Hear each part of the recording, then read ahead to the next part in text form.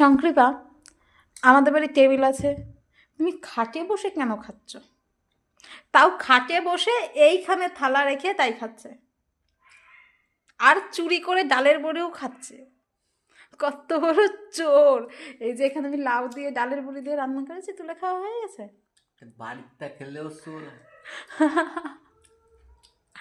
আজকে কি খাবার বলো তো? এই যে বেগুন সেদ্ধ আর হচ্ছে গিয়ে লাউ দিয়ে ডালের বড়ি দিয়ে। সব থেকে ভালো হলো ওইটা, লাউ হলো ঠান্ডা জিনিস, আর ওইটা খেলে শরীর ঠান্ডা থাকে। এমনি রাতের জন্য এগুলো ঠিক আছে বলো? মশলা যত কম খেতে পারো, মশলা জিনিসটা আচ্ছা ঠিক আছে, তাড়াতাড়ি খেয়ে বলো কেমন রান্না করেছি আমি। বেগুন সেদ্ধ তো বরাবর একই থাকে।